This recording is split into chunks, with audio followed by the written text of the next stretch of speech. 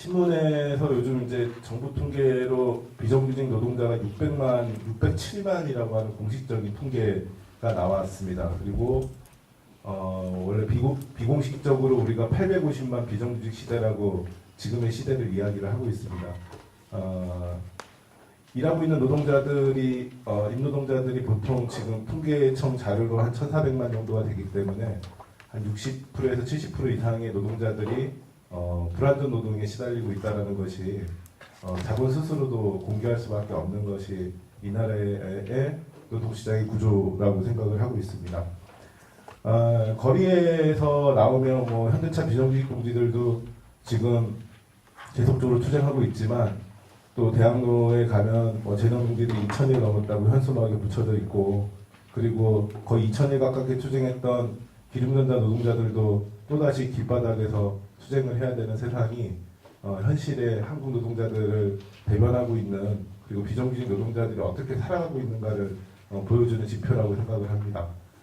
저는 이제 이렇게 1,000일, 2,000일을 바라보는 우리 일반적인 노동자들이 어떤 생각을 갖고 있을지 그리고 왜 그분들은 노동조합에 가입해서 스스로의 권리를 새롭게 좀 찾아가려고 하는 과정들이 없을지 이런 것이 저한테는 요즘의 고민입니다. 그리고 또 투쟁하는 노동자들의 과정에서 투쟁을 열심히 하면 노동조합으로 조직이 확대되고 그 확대된 힘으로 뭔가 가능성을 열 거라고 생각을 했는데 제가 현대자동차 비정규직 투쟁 10년 동안 쭉 같이 하면서 확대된 적도 있었지만 투쟁이 길어지고 그리고 어떤 성과가 나지 않으면 또 그 규모가 축소되어지는 모습을 보면서 우리가 정말로 잘하고 있는 건지 그리고 우리의 연대가 정말로 올곧게 만들어지고 있는 건지 뭐가 잘못된 건지 이런 고민들을 계속 던지고 있습니다.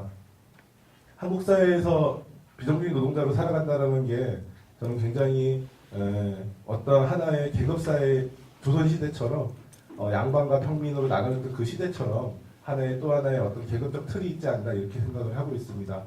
노동청에서 고용노동부에서 기간제 노동자들을 대상으로 해서 기간제 노동자 중에 정규직으로 된 사람이 얼마인지를 몇 년치의 이동성을 검토해 보더니 15%만 정규직으로 전환이 됐다고 합니다. OECD 자료를 보면 좀 더 폭넓게 비정규직 노동자들의 이동성을 검토해 봤더니 22% 정도가 정규직으로 전환됐고 그 중에는 무기계약직도 포함되어 있기 때문에 사실상 정규직으로 전환된 인원은 훨씬 더 적은 것으로 파악되고 있습니다. 문제는 정규직이었던 노동자들과 한 20% 정도는 비정규직으로 전환되고 있기 때문에 사실상 한국 사회에서 첫 직장이 비정규직이면 죽을 때까지 비정규직의 가능성이 굉장히 높은 그냥 태어나면서부터 신분이 결정되어지는 사회에 살고 있기 때문에 이것을 벗어나기 위한 노력은 그만큼 어렵고 힘들지 않을까 이렇게 생각을 하고 있습니다. 대다수의 노동자들이 투잡이나 쓰리잡을 하는 경우도 있습니다. 낮에는 택배를 하고 저녁에는 대리운전을 하는 노동자들도 많고 편의점에서 일하는 노동자들도 많습니다. 그들에게 노동조합은 또 다른 사치일 수도 있다고 저는 생각이 들었습니다. 왜냐하면 먹고 사는 게 너무 힘들어서 여기 와서 상담하는 것조차도 시간을 낼 수 없는 노동자들에게 어떠한 삶의 비전을 우리가 제시하고 있었는지 우리 좀 진지하게 반성하고 고민해봐야 되지 않을까 이런 고민들이 요즘 많이 들었습니다. 어쨌든 우리는 열심히 투쟁했다라고 저는 생각합니다. 주체들도 어떤 사업장에서 투쟁을 했고 그리고 이 주체들을 지원하기 위한 사회적 연대도 저는 컸다고 생각합니다. 그랬기 때문에 주체들이 오랜 시간 동안 투쟁하고 버틸 수 있었다고 생각이 들고요. 그리고 최소한 사회적으로 비정규직 노동자들의 각각의 다양한 분야에서 비정규직 노동자들 투쟁이 소개되고 그리고 사회적 공감들을 얻었다라고 생각을 합니다. 그렇지만 여기서 우리가 한 가지 놓치고 가는 물음들이 좀 있지 않을까 이렇게 생각을 하고 있습니다. 그것은 제 경험에서 비정규직의 투쟁을 현대차 투쟁을 했던 경험에서부터 좀 나올 수밖에 없다고 생각을 하는데요. 현대자동차에서 10년 동안 비정규직 노동자들이 투쟁을 했습니다. 그리고 그 투쟁의 결과는 그 투쟁한 노동자들이 저는 선택했어야 됐다고 생각을 합니다. 그런데 아쉽게도 현대자동차에서는 투쟁을 했던 노동자들이 자신의 운명을 그리고 자신의 결정권을 선택하지 못하는 아쉬운 상황들이 연출이 됐습니다. 8월 18일 날 현대자동차에서 투쟁했던 노동자들이 그날 비가 왔습니다. 저는 개인적으로 그날 형사재판이 있어서 법원에서 5시간 동안 증인신문 재판을 받고 있었는데요. 그날 이제 저희 조합원들이 파업을 하고 현대자동차 지부 앞에서 교섭위원들에게 교섭을 들어가야지 말 것을 종용했습니다.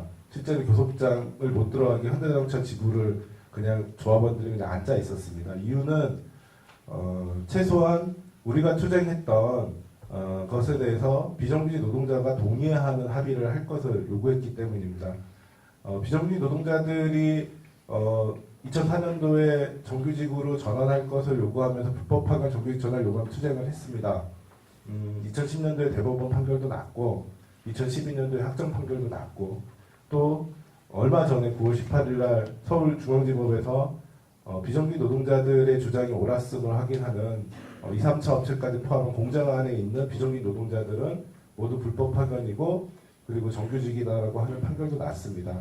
이 연속적인 과정들 속에서 회사는 비정규직 불법 파견을 부정하고 비정규직 노동자들을 선별적으로 신규 채용하고 그리고 이 불법 파견 문제를 은폐하기 위한 소송 취하를 전제로 한 합의를 강요했습니다. 이 합의를 하지 않겠다라고 했던 것이 비정규직 노동자들이었고 이 합의가 필요하다라고 얘기했던 것이 정규직 노동자들이었던 것 같습니다. 근데 투쟁은 비정규직 노동자들이 했고 그 결정권을 정규직 노동자들이 갖고 있는 것이 또 하나의 사내하청의 형태들 속에서 나타나는 또 하나의 모순 아닐까 이런 생각이 들어서 가장 중요하게는 그 투쟁을 했던 이해 당사자가 스스로의 운명을 결정할 때 그 투쟁 그 다음의 투쟁도 또한 이루어지지 않을까 저는 이렇게 생각이 들었습니다. 제가 모래시계라고 하는 드라마를 굉장히 좋아했습니다. 거기에 박상원이 나오고 최민수가 나오는데 둘이 친구인데요. 맨 마지막 편에 교도소에서 박상원이 검사인 친구가 찾아가서 소주 한 병을 찾아가서 최민식과 얘기를 할 때가 있었습니다. 그걸 보면서 검사 친구가 필요하다 이런 생각이 하나가 있었고 또 하나는 그 얘기를 하면서 이제 광주에서 박상원이 최민식을 광주에서 봤다 이렇게 얘기를 합니다. 박상원이 계엄군으로 갔었을 때고요. 근데 최민식이 시민군으로 싸우고 있었을 때였습니다. 그 드라마에서는. 근데 시민군으로 싸우는 걸 봤다. 난 계엄군에 있었다 이렇게 얘기를 합니다. 최민식이 박상원에게 뭐라고 얘기를 하냐 그러면 그래서 그 다음이 중요한 거다. 나는 이렇게 살았고 너는 이렇게 살고 있지 않냐. 저는 그 다음이라고 하는 거 우리가 투쟁을 하는 이유는 현실에서의 투쟁은 실패할 수도 있고 패배할 수도 있다라고 생각을 합니다. 그런데 문제는 이 투쟁을 하는 이유는 다음을 기약할 수 있냐 없냐가 이 투쟁의 성과 중에서 가장 큰 거냐 적은 거냐라고 저는 생각하고 있습니다. 그래서 이 다음을 기약할 수 있는 것, 다음 투쟁을 기약할 수 있는 건 투쟁한 사람들이 투쟁한 자신의 결정을 할 때만이 가능하지 않을까 이런 생각이 들었고요. 그리고 두 번째는 현대자동차 이 합의 주체들이 아쉽게도 현대자동차 지부뿐만이 아니라 같이 투쟁을 했던 현대자동차 비정규직 노동자, 전주의 비정규직 노동자들도 있었고 아산의 비정규직 노동자들도 있었습니다. 저는 정규직 지부야 원래 그랬으니까 그런데 함께 투쟁했던 비정규직 노동자들의 선택이 이해가 가면서도 굉장히 개인적으로 많이 가슴이 아팠습니다. 얼마 전에 현대차 지부에서 이틀 전에 이 합의에 대한 현대차 지부의 입장이 현대차 노부에 실렸습니다. 뭐라고 실렸었냐 그러면 이 합의를 현대차에게 불법 파견 면제부를 준다고 얘기하는 것은 너무나도 가혹하다. 그리고 이 합의의 목적은 법원 판결의 결정이 됐을 때 승자와 패자로 나눴을 때 패자까지 포함한 것이기 때문에 이것은 좀 더 안전적인 비정규직 노동자들 처우를 개선하기 위한 합의다라고 이야기를 했습니다. 저는 이것이 갖고 있는 여러 가지 문제들에 대해서 별로 여기서 논하지는 않겠습니다. 다만 이 법원 판결의 문제에 대해서 비정규직 노동자들이 법원 판결만을 기대지 않았다라는 겁니다. 그리고 이 법원 판결의 의미를 어떻게 해석할 것인가에 대해서 저는 비정규직 노동자들이 2004년도부터 10년 동안의 자기 투쟁의 결과물로서 이 법원 판결이 나온 것이지 그냥 기다리고 침묵하고 해서 나온 것이 아니라고 생각합니다. 최소한 자신의 주장을 법정에서든 아니면 현실에서도 끊임없이 주장했고 그 끊임없이 주장한 것이 사회적인 인식, 사회적인 공감을 얻었고 그 공감에서 재판부가 그러한 선택들을 할 수밖에 없었던 거다. 일단 그렇게 생각이 들고요. 그것이 전원이 승소를 했던 또는 부분이 승소를 했든지 간에 현대자동차가 불법적인 사내하도급 노동자를 사용하고 있다는 진실은 저는 변하지 않는다고 생각합니다. 핵심은 이 비정규직 노동자들이 자신의 투쟁의 과정들 속에서 자신의 기준을 만들어야 되는 것이지 법원 판결에 기대서 스스로의 기준을 만들면 계속 이것의 기준점이 우리의 투쟁의 과정이 아닌 재판부의 결정에 의해서 갈라질 수밖에 없다라는 겁니다. 최소한 비정규직 노동자들이 9월 18일 날 판결이 나기 이전인 8월 18일 합의를 저지하려고 했었던 거는 법원 판결이 어떻게 나든지 간에 이 투쟁에 대해서 우리가 투쟁으로서 기준을 만들고 합의를 하자라고 하는 취지였다는 겁니다. 그것은 승자와 패자의 문제가 아니라 이 현대자동차가 불법 파견을 하고 있다는 그 사실 자체가 명백한 이상 모든 노동자들이 그 대상이 되어야 된다는 것이고 그 대상이 되기 위해서 노동조합이 투쟁을 하겠다라고 하는 또 자기 의지가 있었다라고 생각을 합니다. 현대자동차 비정규직 노동자들이 10년 동안 투쟁하면서 가장 기본적인 원칙으로 삼았던 것이 내 권리를 찾기 위해서 남의 권리를 침해하지 않겠다라고 선언한 것이라고 저는 생각합니다. 즉 현대자동차 비정규직 노동자들 자신이 정규직이 되고 싶다라고 하면 여러 번의 기회들이 저는 있었다고 생각을 합니다. 기준 합의도 할 수 있었고 아니면 그렇게 정리도 할 수 있었다고 생각합니다. 다만 이것을 하지 않았던 이유는 그 합의의 전제 조건으로 다른 노동자들의 권익 침해를 하는 블록화를 한다든가 이거에 대한 합의를 종용한다든가 아니면 부재소 합의를 요구한다든가 이런 것에 대해서 반대하는 힘이 있었기 때문이라고 저는 생각하고 있습니다. 저는 이러한 과정이 한 사업장의 문제만은 아니라고 생각합니다. 현대자동차 합의가 있은 후에 기아자동차에서도 똑같은 제시안을 회사가 제출했습니다. 그리고 기아자동차에서 그 제출을 해서 협의가 진행 과정에서 현대자동차 판결이 났고 기아차에서도 판결이 날 때까지 협의가 중단됐었고 9월 25일 날 기아차에서 전체가 불법 판결으로 확인하면 서울지방지법에 또 판결이 났습니다. 그리고 난 다음에 10월 15일 날 기아자동차에서 특별교섭 회의록을 만듭니다. 그 회의록의 핵심은 첫 번째는 특별교섭을 진행하고 두 번째는 대법 판결에 따라서 적용하는데 단 세부 사항에 대해서 노사가 별도 협의하고 세 번째는 비정규직 노동자의 처우를 개선한다 이렇게 합의를 했습니다. 저는 이 합의를 보면서 굉장히 마음이 아팠습니다. 왜냐하면 모든 사내하청 노동자들이 정규직이라고 법원조차도 판결을 했는데 이 합의하는 주체들이 비정규직 그 판결보다는 비정규직 노동자들이 인정하고 이 처우를 어떻게 개선할 건지 또는 최종식까지 기아자동차에게 이 문제를 해결하지 않아도 된다라고 하는 면죄부를 주는 합의를 어떻게 비정규직 노동자들이 또 할 수 있을까 이래서 굉장히 가슴이 아팠습니다. 저는 이 문제는 금속노조 내부에서 최소한 비정규직 투쟁을 하는 센터로서의 금속노조가 자기 위치를 제대로 자리 잡지 못했기 때문이라고 생각을 하고 있습니다. 8.18 합의가 났고 9.18 합의가 선고가 났음에도 불구하고 금속노조는 8.18 합의에 대한 공식적인 입장을 취하지 않았습니다. 그리고 그 침묵하는 사이에 기아자동차에서도 동일한 합의들이 이루어졌습니다. 그리고 그것을 처음으로 금속노조가 8.18 합의에 대한 자기 입장을 낸 것이 이것을 조합이 승인했다라는 것이었습니다. 그리고 난 다음에 중심에서 여러 가지 논의들이 있었고 그것이 일정 정도 바뀌었습니다. 존중이라고 하는 표현으로 바뀌었는데 저는 사실상 그렇게 표현이 바뀌었다 하더라도 노동조합이 8.18 합의와 그리고 10월 15일 날 기아차 합의를 사실상 인정하는 이런 평가서가 전 제출되어졌다 이렇게 생각이 듭니다. 저는 이것에 대한 문제제기를 투쟁을 했던 이해 당사자들이 전 직접적으로 해야 된다라고 생각이 들고 있습니다. 그리고 그것을 다음 주 월요일 날 24일 날 있는 금속노조 정기대의원대회에서 비정규직 노동자들과 그리고 오늘까지 확인된 금속노조 대의원 77명이 공동으로 수정 동의안을 발의할 것이 준비되고 있습니다. 그래서 아마 금속노조 대의원대회에서 좀 올곧게 이 불법 파견 문제에 대한 제대로 된 평가들이 저는 좀 이루어졌으면 좋겠다 이렇게 생각을 하고 있습니다. 이것은 이제 저희 금속노조 현대자동차 비정규직뿐만이 아니라 금속노조뿐만이 아니라 여러 사업장에서도 이러한 일들이 작게는 그리고 또는 다른 방식의 갈등으로 전 나타나고 있을 거라고 생각을 합니다. 그러면 이 문제를 우리가 어떻게 극복할 것인지에 대한 나름의 단초들을 전 찾아야 된다고 생각을 하고 있습니다. 얼마 전에 CMN 노동자들이 또다시 하늘로 올라갔습니다. 보기 좋게 표현이 그렇긴 하지만 보기 좋게 정규직 노동자와 비정규직 노동자가 함께 올라가셨더라고요.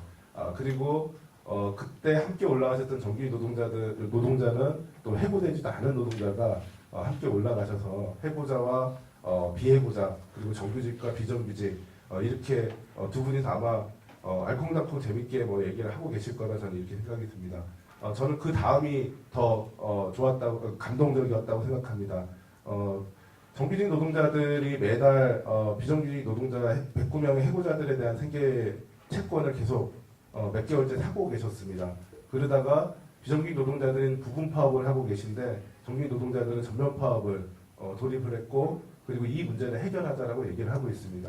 자본이 노동자들을 분할시켜서 자신의 통제를 하기 위해서 정규직과 비정규직을 갈라놨는데 KM 지부에서는 이러한 정규직과 비정규직 노동자들을 갈라놓은 자본의 그런 구분을 뛰어넘어서 스스로가 하나라고 하는 것을 행위로서 보여주는 것을 보면서 이것이 하나의 방법과 방향이구나 이렇게 생각을 했습니다. 그리고 그날 18일 날 KM 정규직 지부가 전면 파업을 하고 19일 날 LG U+가 또 전면 파업에 돌입하고 20일 날 SK 브로밴드가 전면 파업에 돌입하면서 케이블 노동자들의 하나의 요구들이 집중적으로 나타나고 있는 이런 모습을 보면서 이것이 우리가 가져야 될 또 하나의 방향과 고민이지 않겠냐 이런 생각이 하나가 들었고요. 또 하나는 성형지부 동지들이에서 성형지부에서 하는 청소노동자들의 집단교섭 이것도 하나의 우리가 가져야 될 또 하나의 방향이 아니겠냐 이런 생각이 들었습니다. 15만 금속노조도 하지 못했던 집단교섭을 청소노동자들이 성형지부가 하고 있는 걸 보면서 참 어떻게 단결하고 어떠한 요구를 걸고 어떠한 방식으로 우리가 이 투쟁을 조직해야 되는지 한번 진지하게 좀 더 고민해야 될 과제들을 던져주지 않았나 이렇게 생각을 하고 있습니다.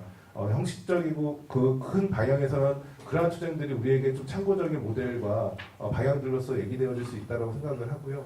하나는 어쨌든 좀 마음이라고 생각을 하는데 우리의 이 제 불법 파견 투쟁을 하면서의 고민은 노동조합에 활동하시는 분들이 이 문제에 대해서 비정규직 문제에 대해서 훨씬 더 보수적이라는 겁니다.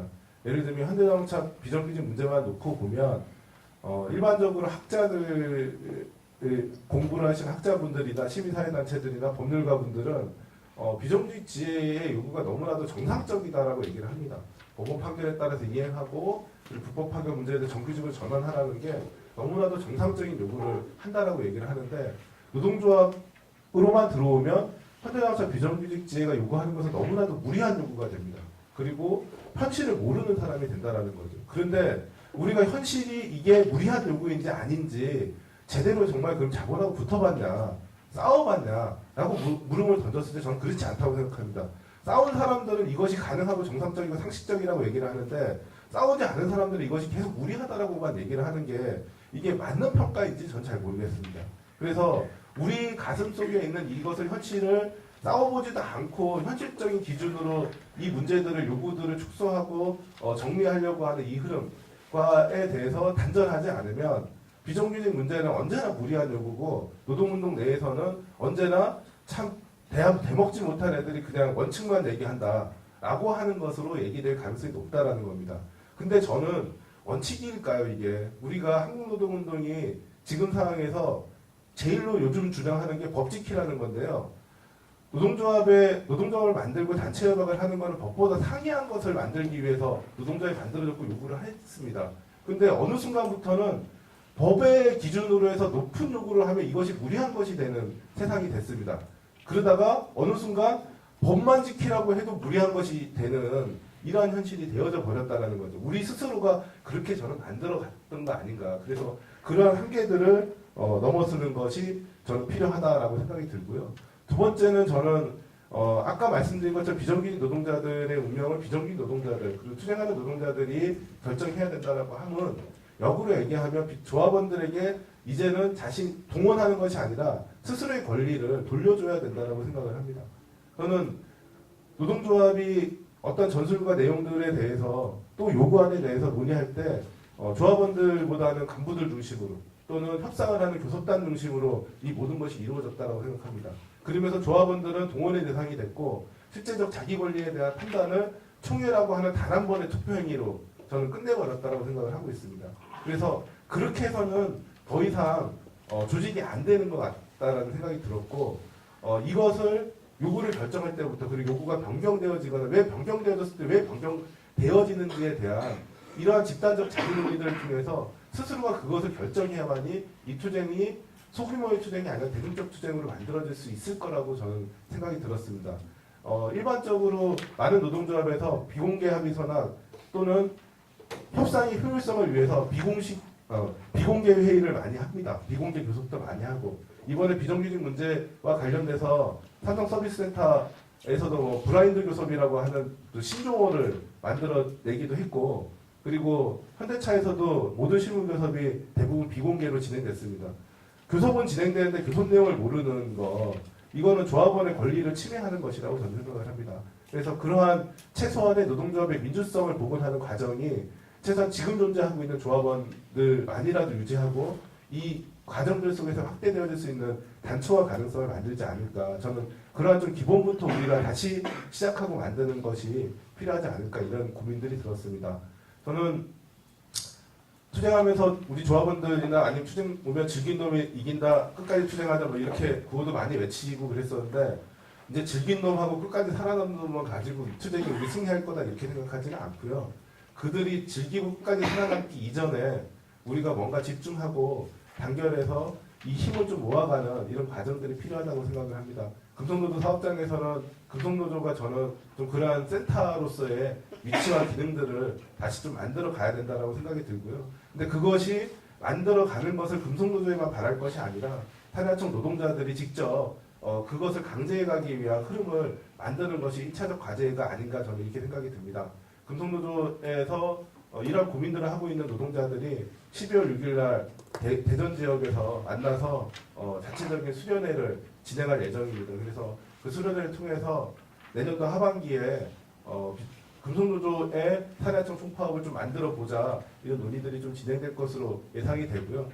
그러한 좀 작은 실천이 잘 될지는 모르겠습니다. 시작을 하는 게 저는 의미 있다라고 생각이 들고 그러한 투쟁이 잘 되고 실제로 금속노조가 이 사업들을 받아 안는다면 저는 금속노조 산야청뿐만이 아니라 희망노조 그리고 뭐 인천공항공사 그리고 청소노동자들 뭐 이렇게 간접고용 노동자들이 내년도에는 뭔가를 좀 집중해서 수행할 수 있는 또 하나의 흐름으로 만들어지지 않을까. 그리고 그러한 거대한 흐름이 억압받고 있는 비정규직 노동자들에게 스스로의 전망이 돼서 노동조합의 문을 두드리는 그러한 첫 출발이 됐으면 좋겠다 이런 기대로 오늘 발언을 마무리하도록 하겠습니다. 감사합니다. 기조연설 첫 번째로 최병수 농지에 해주셨고요.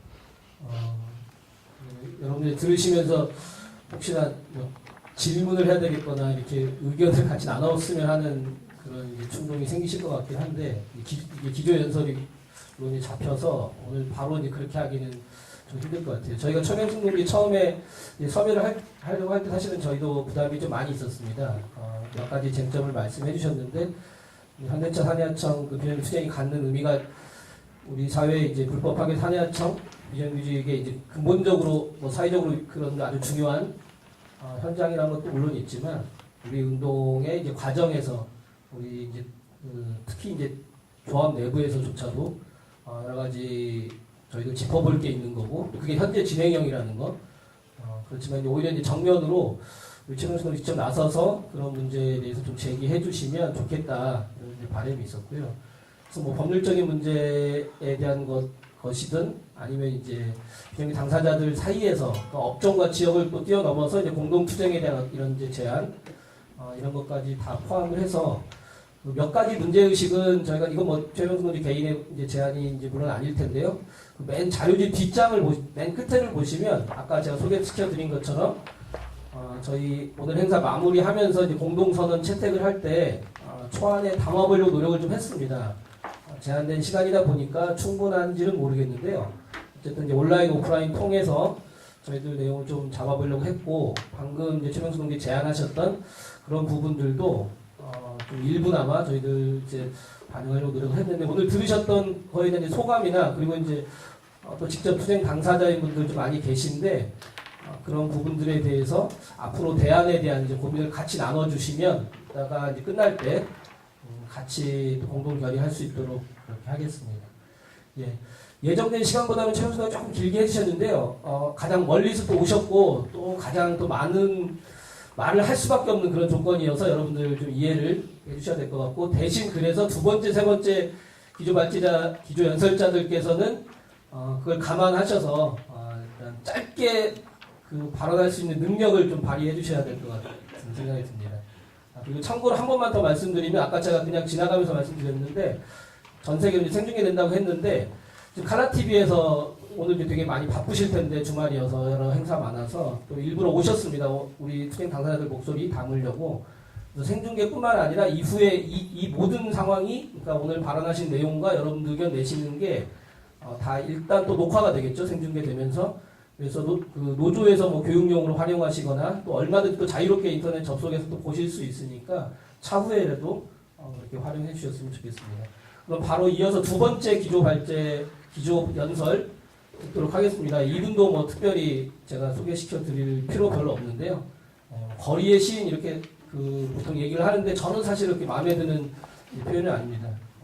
이제 비정규 시인 차라리 이렇게 얘기하는 게 낫겠다 싶기도 한데, 비정규 없는 세상 만들기 네트워크에서 실제로 활동도 하셨고 초기에 또 제안하신 역할을 하셨고 희망버스 운동 등등, 어쨌든 우리 비정규 투쟁 당사자들의 사회적인 연대를 확대하는 그런 최전선에서 활동하셨던 그런 뭐 자랑스러운 분으로 저희들 알고 있습니다. 송경동 시인의 두 번째 기조 연설 듣도록 하겠습니다. 박수로 모시겠습니다.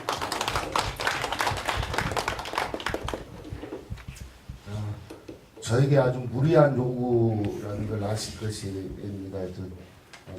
짧게 정리해서 발언을 내라는 게 제가 제일 못하는 일이어서요. 그렇지만 노력해 보도록 하겠습니다. 이 발제문은 제가 좀 게을르기도 하고 요 근래 뭐 세월호 관련된 몇 가지 일들 집중하느라고 집중할 틈이 좀 없었습니다. 그래서 충분히 내부 토의나 토론을 거친 문건은 아닙니다. 우선 그간의 경험과 연대 과정에서 있었던 걸 좀 정리했던 거라고 생각해 주시고요. 좀 부족한 부분은 이 이후에 비협소의 동기들께서 잘 또 정리 평가를 해 주실 것 같습니다. 무엇보다 저희가 비정규직 없는 세상 만들기 만든 지가 벌써 한 6년여 된 것 같습니다. 그 초기부터 같이 해왔던 동기들 여기 다 계시는데요. 좀 희한한 조직이기도 했는데요. 그 6년의 비정규직 문제를 둘러싸고 했던 우리의 연대 운동을 비협세를 중심으로 한번 정리해보고 앞으로 또 나아갈 길을 좀 논의해봤으면 좋겠다, 그런 뜻이 담겨 있는 것 같습니다. 그래서 더 수많은 어떤 비정규 연대 운동이 있었을 건데요. 오늘은 비협세를 중심으로 한 연대 운동에 대한 자기 평가를 간단하게 좀 드려보도록 하겠습니다. 비협세가 만들어진 계기 관련해서는 누구나 뭐 다 알고 계시겠지만, 법과 제도적 배제를 통해 무권리 상태를 강제당한 비정규직 노동자들의 투쟁은 그간 오직 주체의 치열함과 연대의 강고함으로 돌파할 수밖에 없었습니다. 그런 과정에서 그런 현장 투쟁의 처절한 교훈 속에서 간신히 움튼 사회연대 운동의 돌파구였다고 저희는 알고 있습니다. 그 출발은 2008년 기름전자 비정규 천일투쟁 공대위의 논의와 제안에서 시작됐고요. 하지만 그 당시 기억하시겠지만 당시에만 진행되고 있던 투쟁이 코스콤, KTX, 여승무원, 유코아 이랜드, GM배우, 재능교육, 강남성모병원 여러 시설관리, 청소노동자 등의 비정규 투쟁이 폭발적으로 일어나던 때였습니다. 근데 저희가 그 과정에서 교훈을 얻은 건 결코 비정규 문제가 단산투쟁만으로는 돌파가 되지 않는다는 것이었습니다. 모든 사업장에서 장기 투쟁이 노정됐고요. 결과 역시 우리의 주체의 노력과 연대운동에도 불구하고 초라할 수밖에 없었습니다. 그래서 저희가 그 과정을 통해서 배웠던 것은 현대판 노예로서의 비정규직 제도에서는 좋은 노예제는 없다는 간단한 역사적 진실이었다고 알고 있습니다. 비정규직 자체, 존재 자체가 만들어진 배경이 실제로는 비정규 노동자들의 단결과 집단적 투쟁을 막고 노노 분열을 통해서 계급적 노동운동의 무장 해제를 요구하는 가장 강력한 자본의 전략과 수단이었음에 그 과정 속에서 확인되었다는 것을 알 수 있습니다. 실제로 저희 전체 노동운동이 비정규직 철폐를 걸고 조직화를 해야 된다고 십수년 쫓아다녔지만 실제 조직화에 어려움을 겪고 있는 게 우리 주체들이나 뭐 공조직이든 어디든 노력이 약간 부족했을 수도 있지만 비정규직이라는 제도 자체가 사실은 그런 어떤 단결과 연대 그리고 투쟁을 막기 위한 자본의 전략이었기 때문에 쉽지 않은 겁니다. 그래서 그 안에서 어떤 조직화 노선이나 그리고 이런 것들을 해 나가야 되기도 하겠지만 실제로는 비정규직 제도화라는 자체에 대한 문제 제기와 투쟁이 필요한 것 아닌가 이런 걸 저희는 배웠다고 생각했고요. 그래서 실제 그 과정에서 뭐 이런 현실론을 들어서 뭐 차별 철폐 정도가 가능한 일 아니겠냐 뭐 해서 그런 운동의 방향을 잡기도 했는데 실제 그 차별 철폐라는 운동의 노선이 무책임한 노선의 다름 아니고 어떤 계급적 사회운동적 변혁적 목표도 될 수 없다는 것을 우리는 실제 비정규 투쟁 현장에서 삐뚤지게 깨지면서 배웠다고 생각합니다. 그래서 그것에 기반해서 비정규직 없는 세상이라는 목표를 좀 세우게 됐고요. 그런 비협세 운동이 또 한편 소중한 것은 그것이 상층의 지도 지침이나 조직에 기반해서 형식적으로 만들어진 게 아니라는데 의미가 있는 것 같습니다.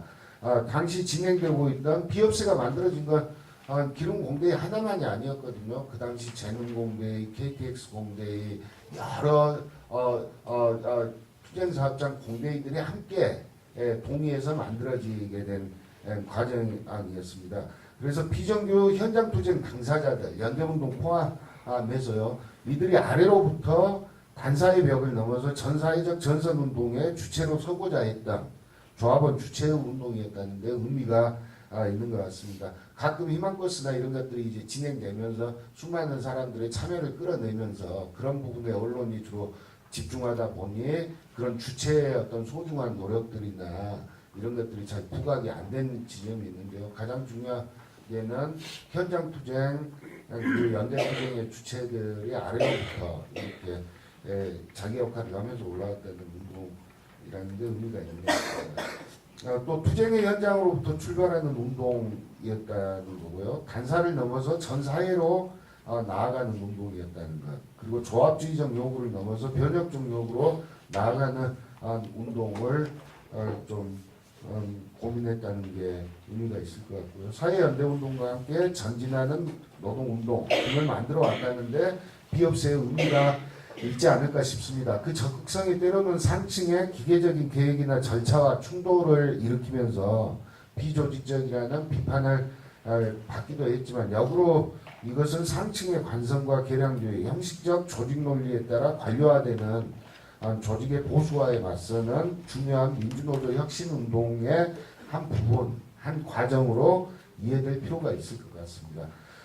한편 비업세는 자연스럽게 현장 투쟁을 넘어서 비정규 운동 관련한 사회적 전선 운동을 제기하고 실천하고자 했습니다. 직자적이고 자연 발생적인 반사 투쟁만을 중심으로 한 연대 운동의 한계를 돌파하고 천만 비정규직 시대에 걸맞는 사회적 전선 운동체가 있어야 함을 제기했습니다. 물론 과거에 2000년 파견철폐 공대위 그리고 2002년에 비정규직 철폐 100만 서명 운동, 2004년에 비정규직법 계약재직 공대위 등의 노력들이 있었지만 까닭은 저희가 한번 평가를 해봐야 되겠지만 실제 이런 것들이 힘있게 진행되지 못했습니다. 전비연 정도가 지속적으로 활동을 좀 할 수 있었을 정도였고요. 이런 현실을 보면서 비정규직 그 당시 저희는 960만이라고 했는데 960만 시대에 걸맞는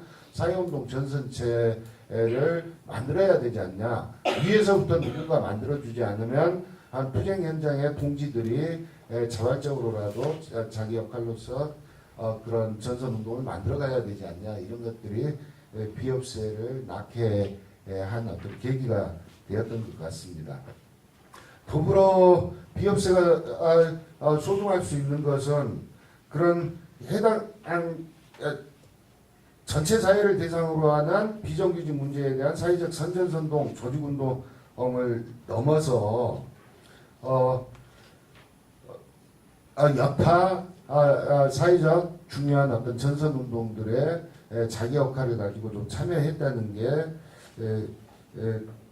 소중한 부분인 것 같습니다. 또 하나 비업세가 하고자 했던 건 비정규 운동에 연대해줄 고마움, 여타 시민사회 단위를 엮어가는 형식으로 비춰졌을지 모르지만 내용적으로는 미조직, 미각성 상태의 비정규직들을 사회적으로 호명해가고 전체 시민사회 운동이 비정규직 없는 세상이라는 계급적 과제를 자기 과제로 인식해 나가는 사회적 선전선동과 조직화 노선을 내부적으로는 갖고 있었다고 생각합니다. 저희들이 정식화해서 이런 토론을 하고 그러지 않았지만 여러 현장 투쟁 경험 속에서 올라온 동지들 간에 이런 어떤 고민들이나 내용들이 좀 공유가 됐었던 것 같습니다.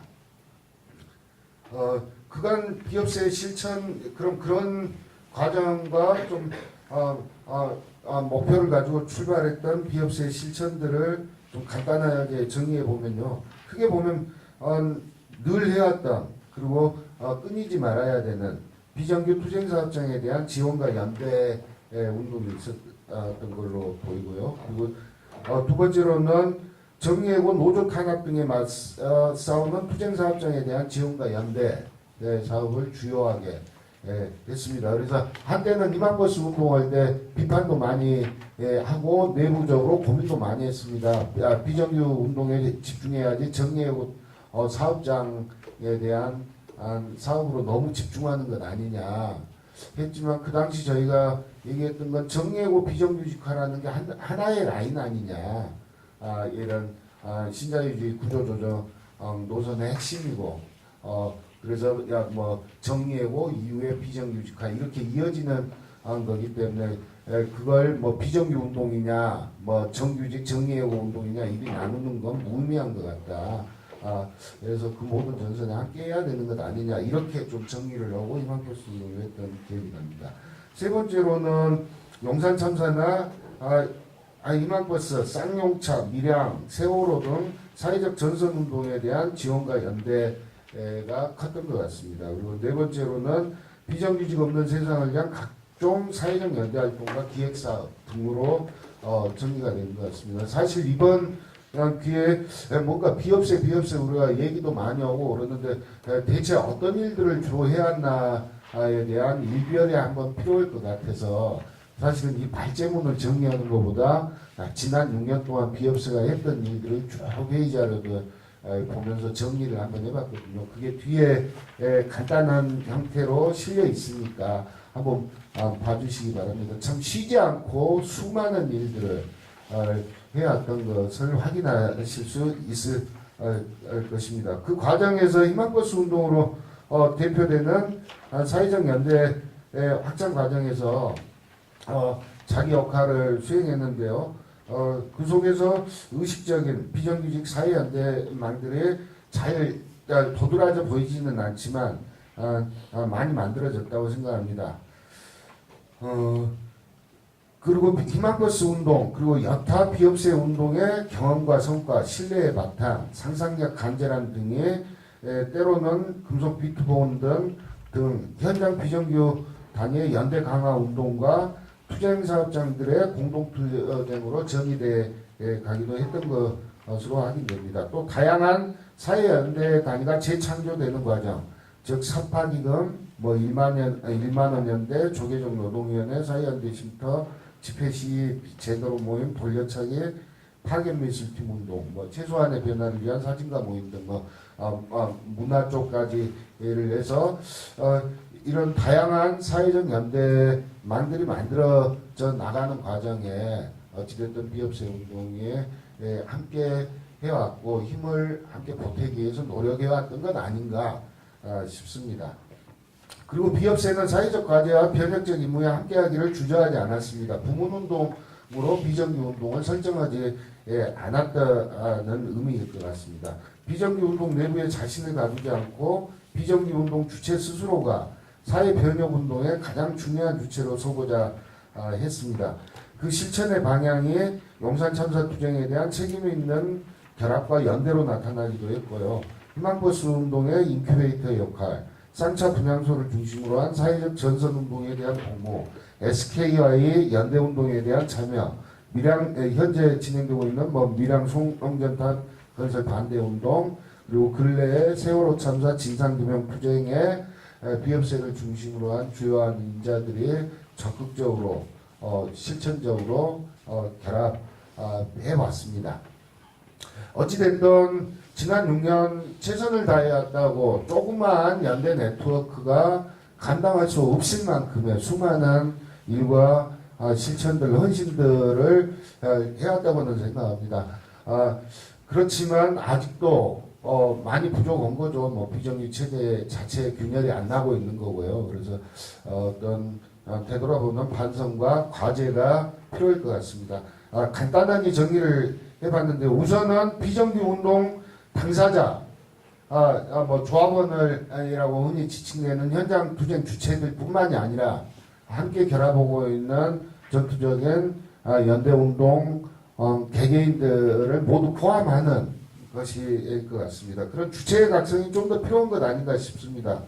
무엇보다 비정규 노동자들 스스로가 사회적 개인으로 자기를 세우고 나아가서 역사적 개인으로 자기를 구성하는 하는 것에서 한국 사회 변혁에 진정한 힘이 별도로 움트지 않을까 싶습니다. 비정규직 투쟁은 자기의 역사적 소명이 세상을 바꾸는 전략적 중심의 힘임을 제대로 자각해야 할 것 같습니다. 도움받아야 되는, 정규직의 도움을 받아야 되는, 공조직의 도움을 받아야 되는, 아니면 고마운 시민들의 연대를 받아야 되는 그런 주체로서의 비정규직의 아니라는 것.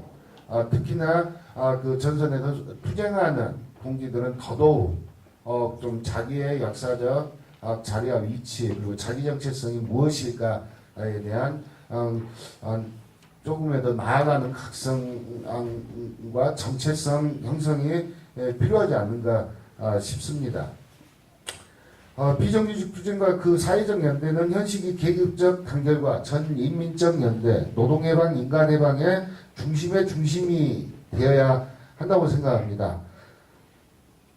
모든 사업의 과정에서 이런 주체의 형성과 각성이 예비되어져야 한다고 봅니다. 지난 10수년 동안 대부분의 노동쟁의가 비정규직 투쟁을 중심으로 이루어졌잖아요. 근데 그 속에서 그 투쟁 당시에는 주체가 있지만 끝나고 나면 천만 비정규직 시대를 돌파해 나가고 맞서 나갈 전선운동의 주체들로 사람들이 형성이 안 되는 걸 경험했는데요. 그래서 계속 악순환이 계속되는 것 같습니다. 모든 투쟁의 과정에서 그런 사회적 주체로 어떻게 우리 비정규직의 투쟁 당사자들이 서나갈 건가를 예비하는 투쟁이 되어야 된다고 생각을 해봅니다. 두 번째로는 비업세 내부적으로는 집행력의 강화가 좀 필요할 것 같고요. 비협세의 집행력 강화를 넘어서 모든 비정규직들의 단결과 연대 투쟁의 선이 다시 좀 고민되고 세워져야 되지 않는가 싶습니다. 비협세 내부적으로 보면 장점과 또 그 노력은 있었지만 그 단점으로 보면 중심의 부재로 인해서 주체 확장이 더 확장되지 않고 계속해서 실무자 몇몇의 기획력과 헌신에만 의존하는 형태가 지속되어 오기도 했습니다. 이러다 보면 자칫 이벤트적 연대의 일상화, 기획투쟁의 어떤 실무화를 면치 못할 수도 있다고 생각합니다. 이 모든 활동의 과정에서 강화된 연대와 다양한 주체의 형성과 각성, 이들의 집단적 단결들이 이루어져야 한다고 봅니다. 저희 모든 비정규직 투쟁 당사자들의 노력에도 불구하고 현재 보면 전비연 활동의 소진, 민주노총 비정규직 조직의 미비한 존재감, 금속 등 공조직 내에서 비정규직 당사자들의 투쟁과 결집의 축소 등 공조직 단위 내에서의 비정규직 투쟁에 대한 주체 동력은 올해 오히려 축소 이양되어 오기도 한 것 아닌가 하는 반성이 생깁니다. 하여 시급한 것은 비정규 투쟁의 비협세라는 하나의 단위 네트워크 운동을 넘어서요. 비정규 투쟁의 전략적, 정책적, 실천적 대우의 새로운 통합적 대응력을 갖추는 일이 시급하다고 봅니다. 그리고 비협세 내부적으로는 네트워크 운동이라 하는 것 정도에서 자기 활동을 주게하는데요. 여기에서 좀 더 나아가서 그 중심을 좀 더 넓게 확장시키고 세워나가는 문제가 필요할 것 같습니다. 입장과 노선에 대한 차이가 있더라도 비정규직 체제를 안정화시키려는 자본과 권력의 시도에 함께 대응하고 함께 극복하는 새로운 단결과 연대의 정신과 실제 실천 운동들이 좀 필요하다고 생각합니다. 그렇지 않는 한 각기 현장의 비정규직 투쟁은 체제 내적 세력의 활용수단으로 전락하고 만다는 것을 많은 현장에서 경험해왔습니다. 하여 정파구조 등을 넘어서 실천적 운동과 공통 의제를 중심으로 예를 들면 희망버스 할 때 모두가 함께 힘을 모아봤던 우리 이런 경험도 있잖아요. 그런 식으로 실천적 운동과 공통 의제를 중심으로 현장과 지역의 다양한 비정규직 운동의 주체들이 좀 더 간단하게 단결하고 연대해서 좀 더 가시적인 비정규 사회운동의 집단적 출현과 흐름을 만들려는 노력이 강조되어야 할 것 같습니다. 투쟁에 대한 지지 지원의 막, 좀 더 계급적인 사회연대의 막, 지역과 전국을 관통하여 예를 들면 희망버스를 만들어냈던 그런 자발적, 자율적 동력을 살려나가는 행동의 망 등이 조금 더 촘촘하게 쳐나가져야 할 것 같습니다. 이를 위해서 사람을 만들어내는 것도 필요합니다. 그 사람들이 안정적으로 자기 역할에 몰두할 수 있는 조건을 확보하는 것이 필요할 것 같고요. 비정규 투쟁을 통한 사회적 연대가 사회를 송두리째 바꾸는 골간을 구성하는 것에 대한 안목과 실력을 우리 스스로가 구성해내는 것, 이런 것들을 우리가 헤쳐나가야 할 오늘의 과제 아닐까 싶습니다. 그리고 연대운동 얘기는 많이 했지만 그건 집단적 주체를 만들고 넓혀나가고자 하는 운동이 다름 아니라고 생각합니다. 비정규 철폐 운동을 하면서 사회연대 운동을 좀 만든다 하는 게 보면 시민운동이나 여타 부문운동의 품앗이를 호소해 나가는 방식으로 방식이 아니어서는 안 된다고 생각합니다. 비정규직이 원래 너무 힘들고 소수하니까 좀 와서 도와달라 이런 품앗이 운동 정도로 생각해서는 안 된다는 생각입니다. 한국 사회 진보 변혁 운동의 방향이 최소한 신자유주의 구조조정 노선에 대한 공동 대응, 공동 투쟁이 되어야 한다는 것을 대중적으로 인정케 하는 일이며 폭발 직전인 미조직, 미각성 대중들이 그 사회적 항쟁의 주체로 서나가도록 끊임없이 계기를 만들고 견인해내는 일이 저희가 비정규 운동에서 사회연대 운동을 요청해 나가는 일의 까닭이라고 생각합니다. 그래서 아래로부터의 끊임없는 비정규직 현장 조직화, 현장 투쟁, 이를 엄호하고 지원하는 기존 공조직 운동의 혁신과 더불어서 사회적 공중전으로서 비정규 체제 자체에 대해 끊임없이 도전하고 저항해 나가는 사회적 전선운동, 광장의 운동, 거리의 운동, 이게 양날의 칼로 함께 갈 수밖에 없는 것 아닌가, 그리고 함께 가야 되는 것 아닌가 생각을 하고 있습니다. 이렇게 집단적 주체를 만들면서 그 스스로가 사회적 변혁 운동의 중심이 이제는 돼 나가야 되는 때 아닌가 싶습니다. 아까 말씀드렸듯이 비업체가 비정규 운동에 집중하지 않고 약한 사업에 자기 중심성을 잃고 매몰된 것 아닌가라는 평가도 있습니다. 타당한 지적이고 반성도 필요한 지점이라고 생각합니다. 하지만 역으로 이는 오히려 비정규 노동운동의 주체들이 자신들의 조합주의적 요구에만 함몰되지 않고 사회변혁운동의 주체로 서나가려는 혼신의 과정으로 이해되어야 할 것입니다. 그간 현장 비정규직 투쟁들이 단사 문제 해결이 되고 나면 모두 조합의 틀 안으로만 수렴되어 버려지고 말고 사회적 전선운동의 주체들이 만들어지지 않는 것에 대한 평가가 필요하다고 생각합니다. 비정규 철폐를 위한 사회연대 운동의 중심을 잃지 않되 각종 사회운동의 과정에 계급적 관점을 가지고 개입에 들어가고 모든 운동을 급진화시키는 것 역시 비정규직 투쟁 주체들 자신의 운동이 되어야 할 것이라는 생각을 해봅니다. 그리고 여기에서 멈추지 않고 사실 여러 고민이 되고 논란이 될 수도 있지만 변혁적 정치운동의 중심으로서의 비정규 연대운동을 이제는 고민하고 만들어가야 될 때 아닌가 싶습니다. 사실 진보정당 운동으로 이름 붙여왔던 모든 운동에 거의 파산 직전까지 가버린 것 아닙니까? 그리고 어떤 모범이나 신뢰를 얻는 집단적 지도력이 한국 사회에 형성이 안 되고 있는 거 아닙니까? 이제는 실제 해방의 주체로서 자기 변혁의 주체로서 나가면서 전체 사회 변혁을 이끌어 나가는 비정규직들 자체가 다시 한국 사회 변혁적 정치 운동의 중심으로 자기 정체성을 세우고 그 집단을 만들어 나가야 될 필요가 있는 것 아닌가 생각을 하고 있습니다. 현장과 거리 광장에서의 연대와 투쟁만으로는 돌파되지 않는 부분들이 많습니다. 늘 피눈물만 흘리는 거죠. 그래서 비정규 운동 주체들 스스로가 계급적 정치운동의 새로운 형성과 더불어 그 운동의 중심과 주체로 스스로들을 묶어 세워나가기 위한 중장기적 전망을 이제는 세워야 된다고 생각합니다.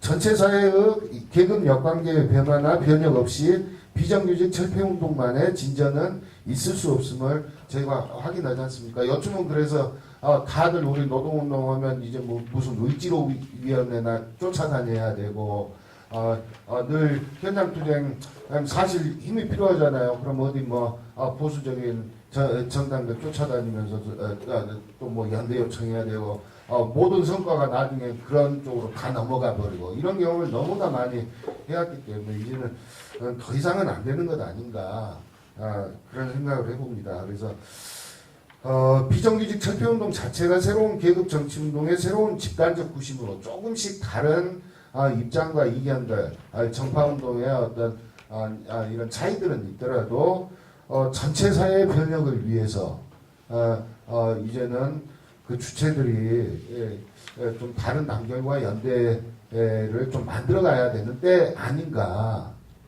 그런 생각입니다. 그런 자기 정체성과 조직적, 변혁적 전망까지를 세워내야 우리가 비정규직 철폐 운동을 한다는 의미가 정리되는 것 같습니다. 그것 없이 늘 현장에서만의 투쟁만으로는 이게 사실은 조합주의적 어떤 한계들에 늘 우리 스스로도 갇혀버리게 되는 것 아닌가 싶은 생각이 듭니다. 그리고 이제는 근 20년에 걸친 비정규직 투쟁 과정에서 이제 그래야 될 때가 된 것 아닌가. 누구를 위해서가 아니라 우리 모두를 위해서 좀 필요한 것 아닌가 싶습니다. 그리고 비업체가 작은 네트워크이긴 하지만 그런 주체의 형성, 그들 간의 폭넓고 깊은 연대와 가능성, 신뢰를 쌓아나가는 마중물이 되거나 집단적 공동 실천의 장을 끊임없이 열어나가는 그런 용광로 같은 곳이 함께 되어나가야 되지 않을까 싶습니다.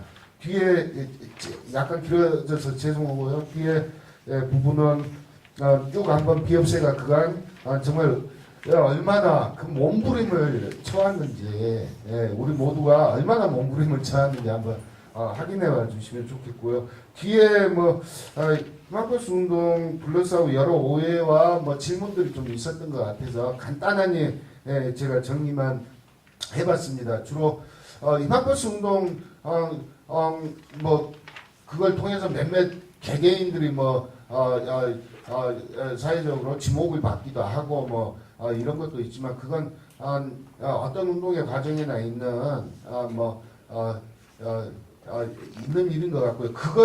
그런 부분들을 통해서 희망버스라는 거대한 집단적 운동을 함부로 좀 버리거나 폄하해 버리는 건 저희 전체 운동을 위해서도 좀 이건 온당치 않은 일인 것 같다 싶어서 간단하니 몇 가지 질문에만 답을 해봤습니다.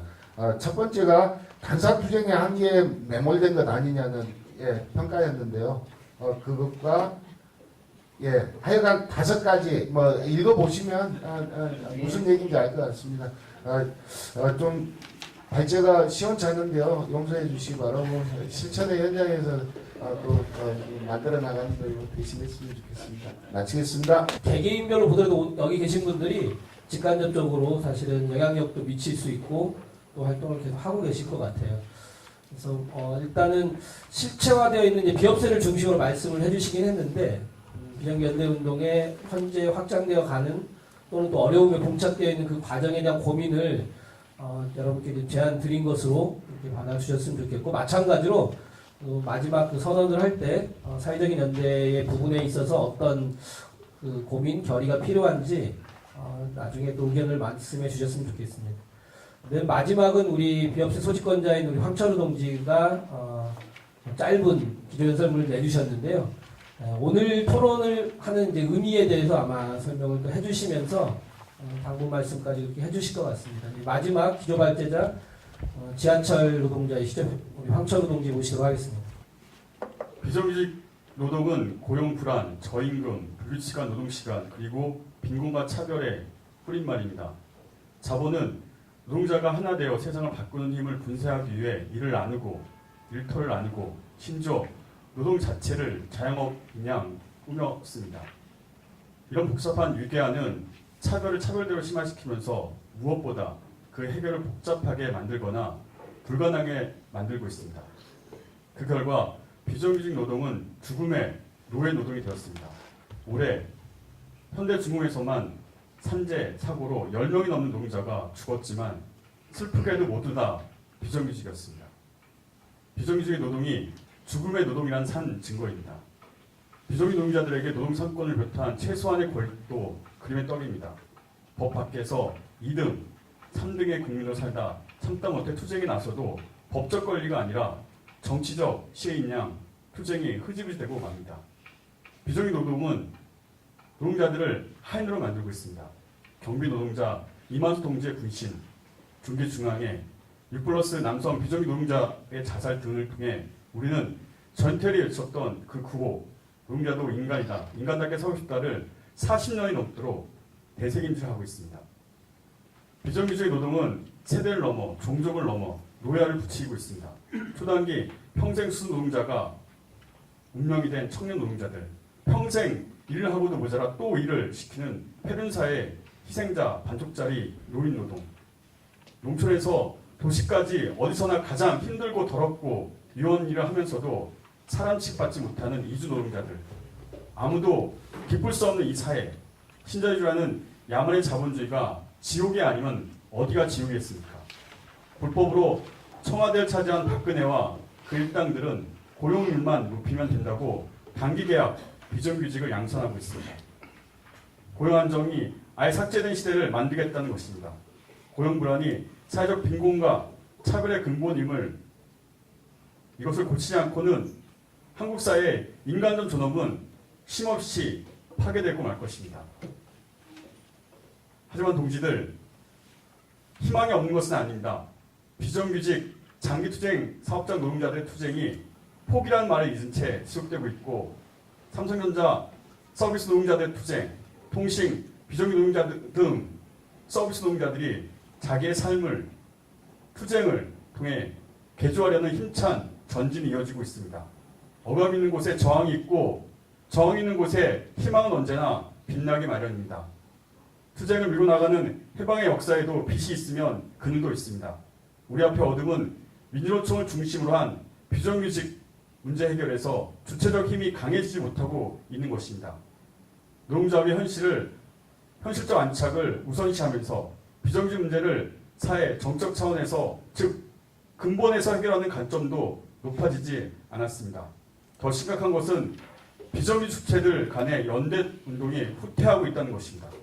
새로운 과제는 밀려오나 해결할 주체는 주춤되고 이완된 조건이 지금 우리들의 그늘입니다. 지난 10수년간 비정규직 노동자들 투쟁에서 비업세 운동을 하면서 내린 결론은 분명합니다. 그것은 바로 비정규직 차별을 철폐하는 것이 아니라 비정규직 자체를 철폐하는 것이어야 한다는 것입니다. 불법 정예고를 고치는 것이 아니라 정예고 자체를 없애야 합니다. 그렇지 않다면 미래의 경영위로 회계 조작으로 정예고를 해도 정당화되는 개소리가 법이 되고 맙니다. 법이 되고 맙니다. 우리가 비정규직 자체를 부정하지 않으면 차별조차도 시정하지 못한다는 말입니다. 그렇지 않다면 차별 그대로 둔 무기계약직이라는 기만, 시간제 간접 고용이 고용률을 높이는 정책이라는 기만조차 타파할 수 없습니다. 법과 의회에 의존한 투쟁도 성찰되어야 합니다. 법에서 승리가 현실에서의 승리가 되지 못하고 오히려 저들에게 면역력과 기만적 대책을 꾸미는 시간만 주는 꼴을 우리는 보고 있습니다.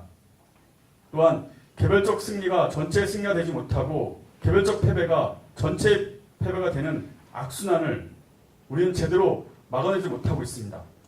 투쟁이 주체를 강화하고 연대를 강화하는 것으로 귀결되지 못하는 것은 결국 우리가 우리의 목소리를 키우고 결집하고 사회와 정치하는 투쟁의 기획과 주체적 투쟁을 제대로 만들지 못했기 때문입니다.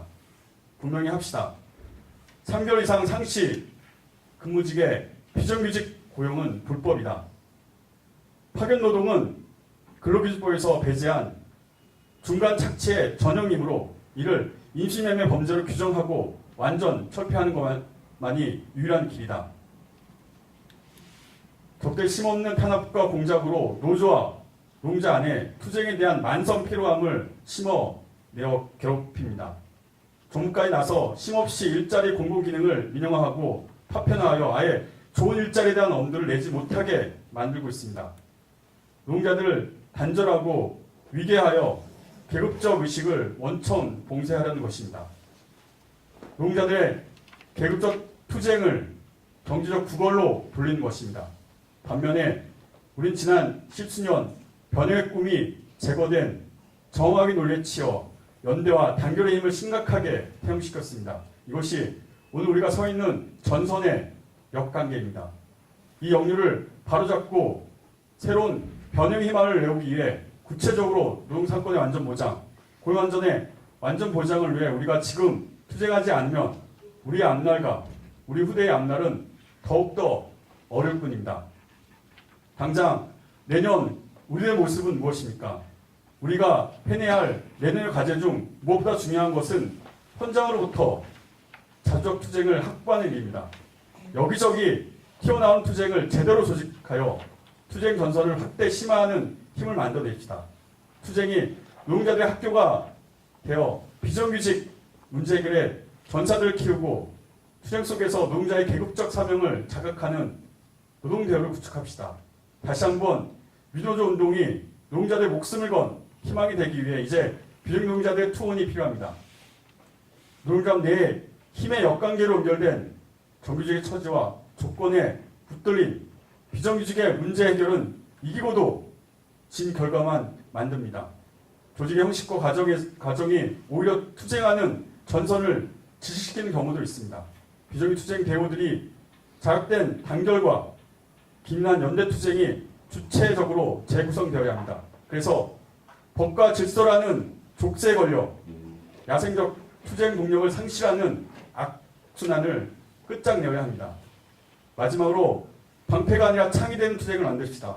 저들의 계약 움직임에 부랴부랴 꽁무니를 쫓아가는 것으로 비정규직 문제가 해결될 수는 없습니다. 선제적으로 나설 정책적, 투쟁적 힘을 강화하는 일은 우리 모두의 과제입니다. 사회적 연대를 강화하는 것은 사회 정치적 힘을 강화하는 길입니다. 지금 우리 사회에서 비정규직 운동은 반빈곤 운동이기도 합니다. 우리 사회 전체 민중과 삶의 구체성을 통해 만나고 연대하는 운동이 비정규직 투쟁입니다. 영국에서 노동자들이 처음으로 단결하자 자본은 그것을 범죄라고 했습니다. 만약 노동자들이 그 법에 적용했다면 우리는 아직도 노동자를 만들지 못했을 것입니다. 불법에서 헌법이 보장하는 기본권이 되기까지 필요한 것은 오직 굽힘없는 투쟁입니다. 우리들의 요구를 사회 정치적으로 밀어 올려내는 것입니다. 오늘 이 자리가 여기 모인 동지들의 지혜와 힘을 모아 세상을 바꾸는 새로운 세상에 씨앗을 심는 자리가 되길 바랍니다. 이게 준비된 글에 대한 제가 성우처럼 말씀을 드렸고요. 박수를 쳐주시면 고맙을 것 같아요. 군더더기 없이 같이 한번 읽어보고 싶어가지고 같이 읽어봤습니다. 이 대토론회 기획위원들이 많은 토론을 통해 가지고 문장 하나하나, 고민 하나하나를 담았기 때문에 이걸 가지고 이렇게 군더더기 얘기하는 것보다는 우리 스스로가 이 문제의식에 대해서 과연 나는 어떻게 생각하는지 이거에 대해서 이후 마지막 토론에서 다양한 의견들, 견해들 좀 제출해 주셨으면 좋겠고 그것이 바로 우리가 이번 토론회를 준비한 가장 중요한 의도이기도 합니다. 그리고 앞서 사회자도 말씀하셨지만 우리가 이 토론회를 준비했던 가장 첫 번째 목적은 비정규직 운동을 하는 활동가나 노동자들이 우리 스스로가 우리 이야기를 한번 모여서 한번 얘기해보자. 그리고 우리의 고민을 한번 나눠보자. 그리고 내년의 투쟁을 한번 같이 모색해보자. 이때까지는 다 비정규직 활동하라고 하고 비정규직 노동자라고 하지만은 다 흩어져가지고 단사의 문제에 고립돼가지고 그런 고민들을 못했거든요. 그래서 오늘 이 자리는 그런 자리가 됐으면 하는 의도를 가지고 저희가 이 자리를 마련했습니다. 끝까지 함께 해주셨으면 고맙겠습니다. 마치겠습니다. 예, 수고 많이 해주셨고요.